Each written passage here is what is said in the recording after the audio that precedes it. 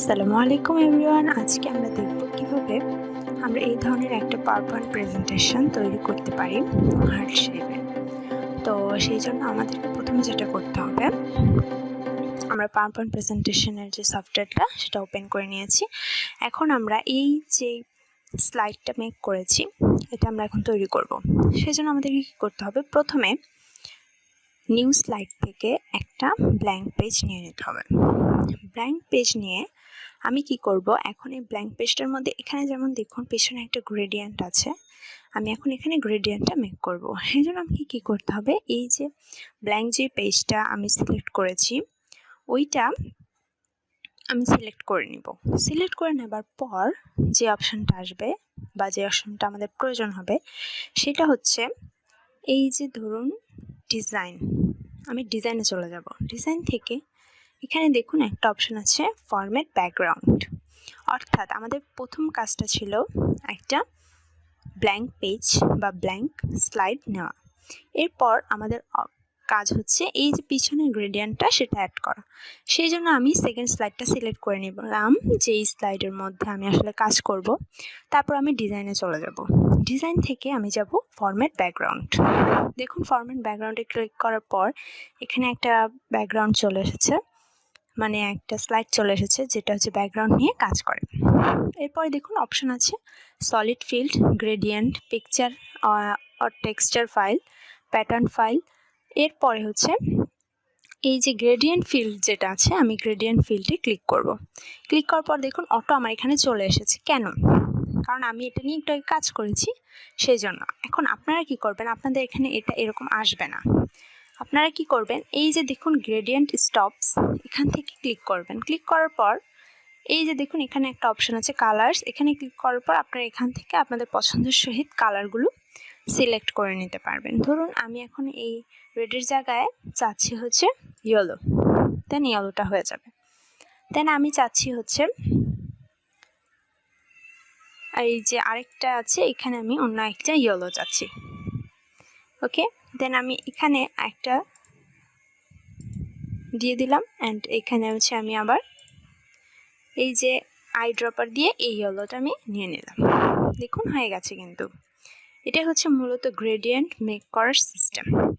So এখন আমি যেহেতু রেড রঙের একটা করব ভ্যালেন্টাইন উপলক্ষে, সো সেই ক্ষেত্রে আমি কী করতে পারি, সেক্ষেত্রে আমি এই ইয়েলোটাকে এখন রেড করব, যেমন পূর্বে যেটা হয়েছিল। আমি এই যে গ্রেডিয়েন্ট যেই ইয়েটাতে ক্লিক করলাম ওটা সিলেক্ট হয়ে গেল। এরপর আমি এখান থেকে রেড সিলেক্ট করে দিচ্ছি। খুবই সিম্পল গ্রেডিয়েন্ট অ্যাড করাটা। জাস্ট যদি আপনারা এই যে ফরম্যাট ব্যাকগ্রাউন্ডটা ওপেন করতে পারেন, এরপর সব কিছু অটোমেটিকলি করতে পারবেন। হয়ে গেল। দেন আমি হচ্ছে এখন কি করব, এখন আমাদের হার্ট শেপটা নিয়ে কাজ করতে হবে। যেহেতু এটা হার্ট শেপ, আমি উচ্চারণ করছি বারবার, তো অবশ্যই এটা শেপে থাকবে। তো শেপ থাকে হচ্ছে ইনসার্টে। আমি চলে যাব হোমের পাশে যে ইনসার্ট আছে এই অপশনটায়, এবং এরপরে এই যে শেপসে আমি ক্লিক করব। এরপর আমি হার্ট নিয়ে নিব। এখানে দেখুন অনেক শেপ আছে, আপনারা চাইলে যে কোনো শেপ নিয়ে কাজ করতে পারেন। আমি হার্ট শেপটা নিয়ে নিলাম। দেন আমি হার্ট শেপটা এখানে অ্যাড করে নিলাম,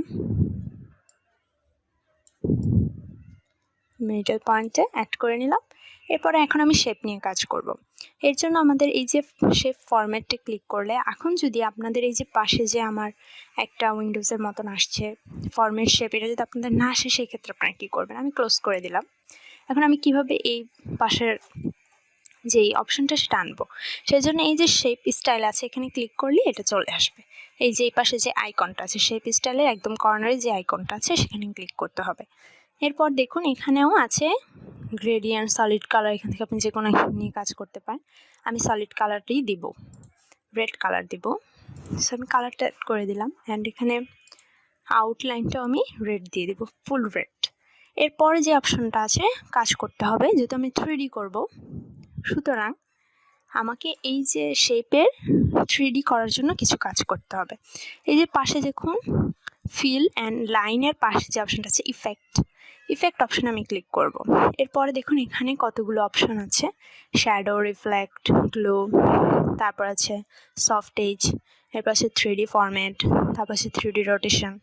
আমি প্রথমে 3D রোটেশনে দেখলাম। এখান থেকে আপনি চাইলে আপনি রোটেশনটাকে চেঞ্জ করে নিতে পারেন। আমি একটা রোটেশন দিয়ে দিলাম, এখান থেকে প্যারালাল রোটেশনের মধ্যে থেকে একটা রোটেশন দিয়ে দিলাম। এরপরে আমার এখানে তেমন আর কোনো কাজ নেই, এরপর চলে যাবো আমি 3D ফরম্যাটে।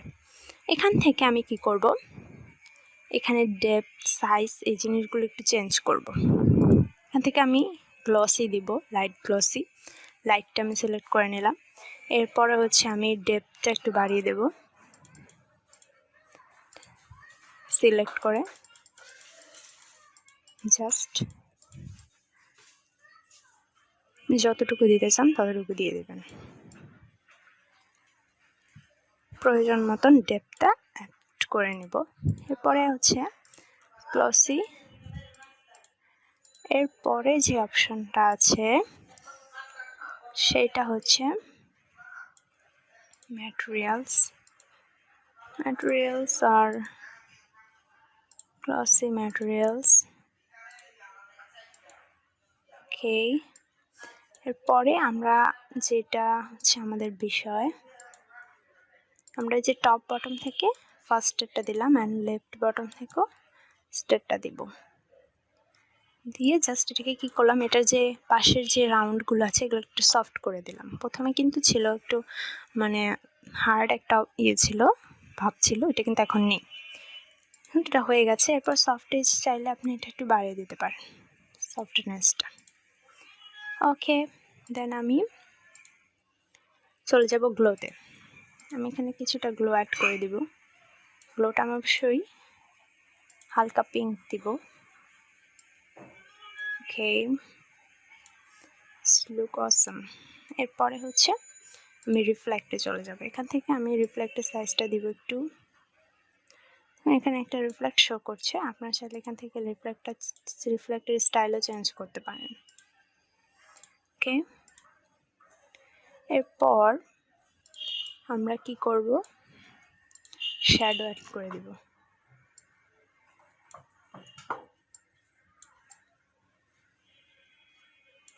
শ্যাডো ইফেক্ট,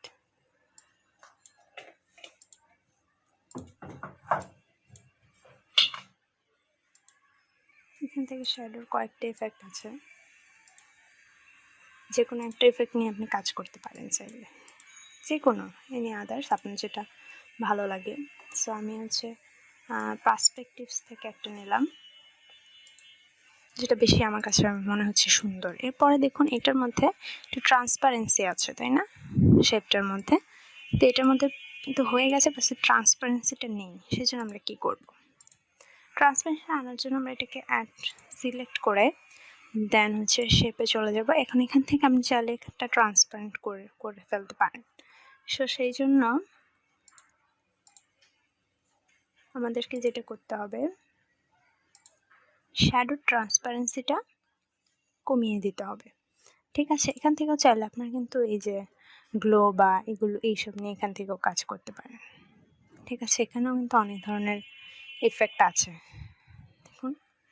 ঠিক আছে,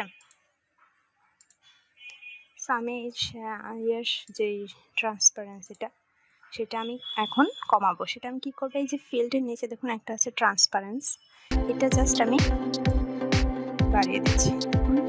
ঠিক আছে, এত দেবো না, জাস্ট হালকা একটু ট্রান্সপারেন্ট দেবো, একটু বোঝা যায় যাতে। তো এই যে আমাদের হার্ট শেপটা কিন্তু তৈরি হয়ে গেছে এবং এটা দেখতে কিন্তু খুব সুন্দর লাগছে। এটা মূলত হচ্ছে কীভাবে 3D কোনো শেপ তৈরি করতে পারেন পাওয়ার প্রেজেন্টেশনের মাধ্যমে খুবই সহজে। এই প্রসেসটা আমি দেখালাম, আশা করি সবাই বুঝতে পেরেছেন। তারপরে যদি কারো কোনো সমস্যা থাকে অবশ্যই আমাকে কমেন্ট বক্সে জানাবেন। লাইক, শেয়ার, সাবস্ক্রাইব করতে ভুলবেন না। Thank you.